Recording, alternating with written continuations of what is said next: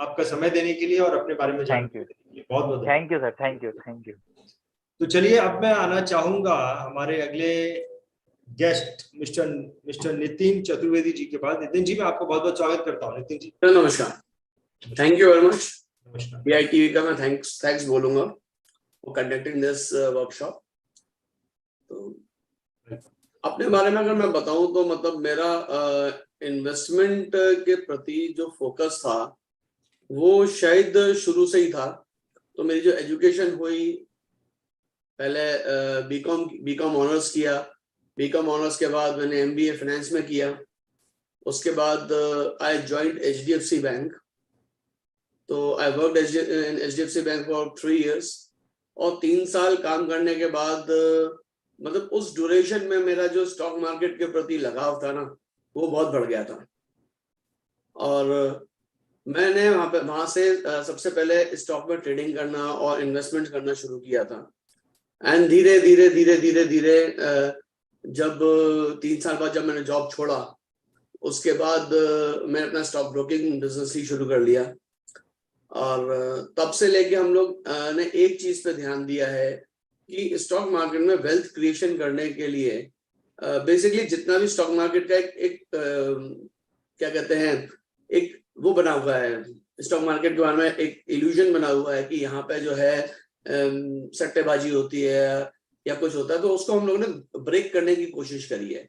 हमने बोला है कि लॉन्ग टर्म इन्वेस्टमेंट अगर आप करते हो, वेल्थ क्रिएशन करते हो, इन्वेस्टमेंट्स करते हो, तो आपका पैसा बनेगा।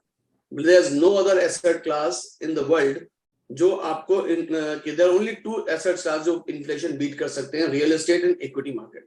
And equity market is far better than real estate because आप छोटी पूंजी के संग इसके अंदर आ सकते हैं। तो हम लोगों ने वहां से जर्नी शुरू करी थी। देन 2007 आया। 2007 वाज अ डिजास्टर। तो मतलब ब्रोकिंग बिजनेस के लिए जो है एक तरीके से हमारे यहाँ जो है ना क्लाइंट्स जो पहले बैठे रहते थे, हमारा पूरा ऑफिस खाली हो गया। तो that was the time when I started upgrading my self. तो मैंने CFP ज्वाइन किया और CFP की जर्नी शुरू करी। CFP के 3 मॉड्यूल्स भी क्लियर किए। And then I started my mutual fund business also. वहां से फिर धीरे धीरे तो मतलब क्या कहते हैं ना, आप ये कह सकते हैं कि एक पैशन जो था वो प्रोफेशन में कब कन्वर्ट होता चला गया और आपको पता ही नहीं चला। आज की डेट में मतलब we are doing broking business, we are doing mutual fund, और on the contrary you can say that we are running a departmental store of financial products. We are having all type of products available. You name the product, we have the product. So but our main focus is on primarily on equity broking and mutual fund.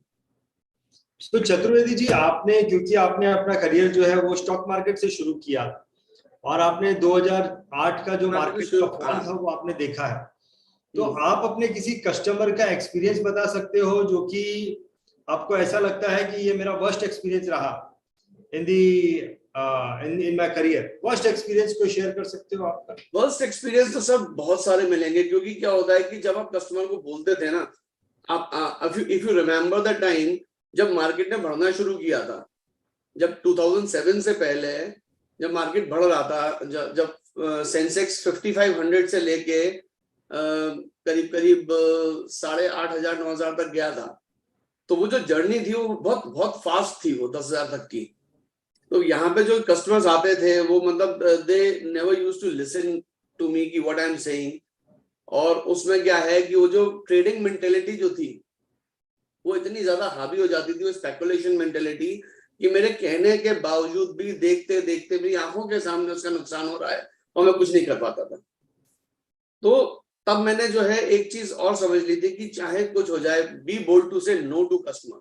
अगर इस तरीके का customer आपके office के अंदर आता है तो वो 4 लोगों को, और क्योंकि जब वो पैसा कमाता था तो वो मतलब ज्यादा लाउड हो जाता था, तो और लोगों को भी इन्फ्लुएंस करता था, वो मोटिवेट करता था, और जब वो नुकसान करता था किसी को नहीं बताता था। तो उससे क्या होता था, जो छोटे लोग थे उनको ऐसा लगता था ये रोज बहुत पैसे कमाता है। And this was the worst experience मेरा। उस एक कस्टमर की वजह से मैंने कई कस्टमर्स लूज भी किए, क्योंकि उन्होंने नुकसान कर लिया था अपना। मार्केट क्रैश हुआ, बट आफ्टर 2007 क्रैश के बाद मतलब आई मेड अ पॉइंट कि हमें केवल वेल्थ क्रिएशन की जर्नी पे ध्यान देना है, केवल अपने स्पेकुलेशन हमें नहीं करना। कमोडिटी हमने बिल्कुल एक तरीके से, कमोडिटी का जो बिजनेस था वो हम लोग जो फुल टाइम अपना ऑफिस खोल के रखते थे, हमने 5 बजे अपना ऑफिस बंद करना शुरू कर दिया। उसके बाद कि 5:30-6 बजे तक अपना ऑफिस बंद कर देंगे। कमोडिटी अगर आपको करनी है आप मोबाइल ऐप पे करिए, अपने आप करिए, आप जो भी करना है, क्योंकि हम कमोडिटी को कभी प्रमोट नहीं करते थे। आज भी हम कमोडिटी प्रमोट नहीं करते, though we have clients of commodity, but अपने जैसे सिगरेट के ऊपर वो होता है ना, वार्निंग लिखी होती है, इफ यू हैव सिगरेट आपको कैंसर हो सकता है। तो सबसे पहले मैं ये बोलता हूँ कि आपके पास पैसे बहुत हो गए, बर्बाद करने हैं, तो आप किसी को दान कर दो। But still if people want to come, धंधा है पर धंधा है, तो मतलब it is we have to do this. So Nikhil ji, आपने स्टॉक मार्केट में भी काम किया, आपने म्यूचुअल फंड का भी काम किया, कमोडिटी का भी काम किया।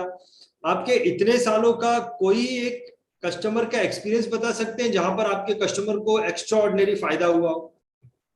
सब बहुत सारे हो, तो मैं आपको एक सबसे हाईएस्ट वाला एक्सपीरियंस आपको मैं आपको एक इंस्टेंस सुनाता हूँ। जैसे कहते हैं ना, फर्स्ट एक इंस्टेंस जो होता है आपको हमेशा याद रहता है लाइफ के अंदर। तो मैं आपको अपना खुद का इंस्टेंस सुनाता हूँ कि एक मेरे कस्टमर थे, उनकी बाईपास सर्जरी हुई और उन्होंने मुझे they called me to my office, to his residence.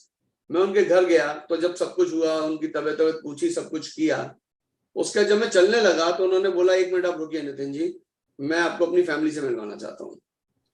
तो उन्होंने अपनी मुझे फैमिली से मिलवाया और उन्होंने मिलवाया, बोले ये नितिन जी हैं, ये मेरे पूरा इन्वेस्टमेंट मैनेज करते हैं, और कभी अगर मुझे कुछ हो जाए तो आप इनसे बात कर लेना, इनको सब कुछ मालूम है मेरे पास क्या है। And that was the day, मतलब तब तक मेरे पास कोई ना प्रॉपर सॉफ्टवेयर थे, ना बुक कीपिंग थी, जैसे काम चल रहा होता है ना उसी टाइम से। तो ये I tell you this instance of 2008 में जब मैंने म्यूचुअल फंड शुरू किया ही था, and I was very lucky कि God was very kind to me कि उसने मेरे को 3 महीने के अंदर ही ये इंस्टेंस करवा दिया। तो then I had developed the systems in my office so that कि आज की डेट में अगर कोई रात को 2 बजे मुझसे बोलता है ना कि मेरा इन्वेस्टमेंट क्या है, तो आई कैन टेल देम कितना किया था, कितना हो गया, कितना के उसमें हम लोग चल रहे हैं। तो now we have developed that system because of that instance. अगर वो मेरे संग नहीं हुआ होता तो शायद मैं आज इतना ऑर्गेनाइज नहीं होता जितना मैं आज हूं। तो आपको हर एक इंस्टेंस जो है आपको बहुत अच्छी चीजें सिखाता है। कई बार क्या होता है कि जब आप कस्टमर से इंटरेक्ट कर रहे होते हो तो कस्टमर अपने दिल की बात जो है आपको बताने में हेजिटेट कर रहा होता है। तो वो जो कन्वर्सेशन है, तो आपको सबसे पहले उसको एक कंफर्टेबल जोन में लेके जाना पड़ता है। वो अपने पैसा डिस्क्लोज करने से डरता है कि मेरे पास कितना पैसा है। कई बार तो उसकी फैमिली को भी नहीं मालूम होता उस पर कितना पैसा है, जो हमें मालूम होता है। तो we have to maintain this code of conduct, जो सीक्रेसी वाली चीज है। हमने डे 1 से कोड ऑफ कंडक्ट को मेंटेन करके रखा है कि कोई फैमिली का भी इन्वेस्टमेंट है तो उसका हस्बैंड को वाइफ को नहीं बताएंगे, वाइफ का हस्बैंड को नहीं बताएंगे। तो इट इज क्रिस्टल क्लियर, सबको मालूम है। बोले अगर आप बहुत अच्छे आपके संबंध है, आप आपस में एक दूसरे से पूछ लो, but we are not going to tell the investment of 1 person to another. तो इस चीजों से करके लोग बहुत कंफर्टेबल हुए, और उस कंफर्टेबल जोन में आने की वजह से now they are very free, कि आराम से लोग निडर होके जो है हमें चीज बता जाते हैं, और उनका इन्वेस्टमेंट हम उन्हीं के हिसाब से डिजाइन करके देते हैं कि जैसा उनको चाहिए। हमारा पर्पस केवल ये है कि हमें वो चीज नहीं बेचनी जो हमारे पास है, हमें वो चीज बेचनी है जो उसकी रिक्वायरमेंट है। तो हम लोग सबसे पहले उसका रिक्वायरमेंट एनालिसिस करते हैं। रिक्वायरमेंट एनालिसिस करने के बाद हम उसका सबसे पहले उसको ये देखते हैं कि उसकी एबिलिटी टू पे कितनी है लॉन्गर रन के अंदर। जो जोश में आप लाख रुपए की SIP कर दो और 2 साल बाद आप हाँफने लगो, तो वो भी नहीं करना है। तुम 25,000 की SIP करो, लेकिन लंबे टाइम के लिए करो। हमें नहीं चाहिए 2 लाख रुपए की SIP तुम्हारी। तो दिस इज व्हाट जब हम कस्टमर से बात करते हैं, असेसमेंट करते हैं उसका, इट्स अ प्रोसेस। मतलब आप अगर बोलोगे एक पूरे इसमें बताना है कि किस तरीके से काम होता है, तो it is just a process. तो हम लोग धीरे धीरे करके, और जब चीजों उससे बातचीत करके निकालते हैं, तो उसका एक प्रोसेस तैयार करते हैं, उसका गोल पूछते हैं, उसकी फैमिली के संग बैठ के डिस्कशन करते हैं। तो जिससे कि सब पूरी ट्रांसपेरेंसी रहनी चाहिए कि कहाँ पे वो इन्वेस्टमेंट कर रहा है। सबसे पहले उसको हम रिस्क पैरामीटर बताते हैं कि भाई मार्केट के अंदर in shorter run you may lose your principal amount also. तो अगर आपको इन्वेस्टमेंट करके रखना है तो आप, अगर आपका विजन छोटा है तो आप इन्वेस्टमेंट मत करो, या डेट फंड में इन्वेस्टमेंट कर दो जहां पे आपको रिटर्न्स नहीं मिलेंगे। क्योंकि कस्टमर के संग एम्बिग्युइटी एक बहुत ज्यादा है कि उसको डेट की सेफ्टी चाहिए और इक्विटी के रिटर्न्स चाहिए। तो वो हमारा काम है कि उसको प्रॉपर तरीके से एजुकेट करना और उसको उसके प्रोडक्ट, जो प्रोडक्ट फिट चाहिए उसको, हम उसमें उसका प्रोडक्ट फिट करके देते हैं। कई बार हम लोग उसको 3-4 चीजें देते हैं, एक चीज से अगर काम नहीं चल रहा होता है, उसके रिक्वायरमेंट अलग अलग हैं, तो हम उसको बॉन्ड भी देते हैं, हम उसको लिक्विड फंड्स भी देते हैं, उसको इक्विटी भी देते हैं, उसके एसआईपी भी करते हैं। तो एवरीथिंग, मतलब उसका एक पूरा बास्केट हम लोग पूरा कंप्लीट करके देते हैं। हम लोग का ये तरीका है। सो नितिन जी, आपने कई सारी चीजें बताई, आपके कुछ एक्सपीरियंसेस भी आपने हमारे साथ में शेयर किए। अगर मैं आपकी ये जो आपकी जो 19 सालों की जो करियर जर्नी रही है, अगर इसका निचोड़ आप निकालें तो आपके सामने, आपके हाथ में क्या लर्निंग आती है कि ये लर्निंग मुझे मिली है जो कि हमेशा मुझे काम आने वाली है और काम आती भी है? सर मेरे को तो एक चीज समझ में आई कि जितना सिंप्लीफाइड रखेंगे आप अपने इन्वेस्टमेंट को और अपने कस्टमर को, उतना ज्यादा आपके पास मतलब हम जितना सिंप्लीफाइड प्लान बनाएंगे, जितना सिंप्लीफाइड इन्वेस्टमेंट स्ट्रक्चर बनाएंगे और जितनी ट्रांसपेरेंसी कस्टमर के संग रखेंगे, वो उतना बेनिफिट देती है। बहुत बढ़िया, बहुत बढ़िया। सो नितिन जी, यहाँ से आगे अब आपका क्या गोल है, क्या विजन है, क्या टारगेट लेके काम कर रहे हैं? देखो सर, हम लोग का जो टारगेट जो है, हम लोग कभी भी रेवेन्यू बेस्ड टारगेट्स हम लोग कभी नहीं बनाते। हमारा टारगेट जो है वो ये है कि how smiles we can get, how much happy customers we can gate.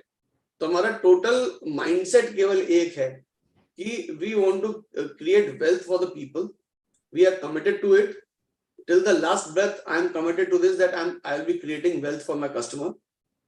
गलती होती है, गलती एक्सेप्ट करते हैं और उस गलती से सीखने की कोशिश करते हैं जिससे कि आगे कभी गलती ना करें।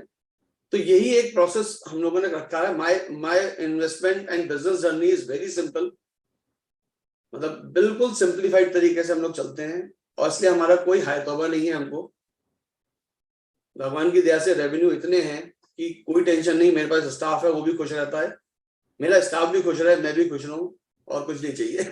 बहुत बढ़िया, बहुत बढ़िया, बहुत बढ़िया। सो नितिन जी, आपसे डिस्कशन करके, आपके बारे में जानकर, आपके विचारों को जानकर, आपके काम करने का तरीका को जानकर बहुत अच्छा लगा, बहुत कुछ सीखने को मिला हमें।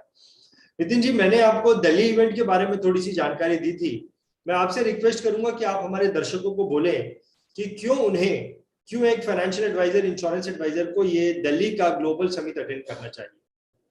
सर बेसिकली मेरा ये मानना है कि जब आप लोगों से मिलते हैं तो आपको एक्सपोजर मिलता है, और जब एक्सपोजर मिलता है तो आपका दिमाग खुलता है।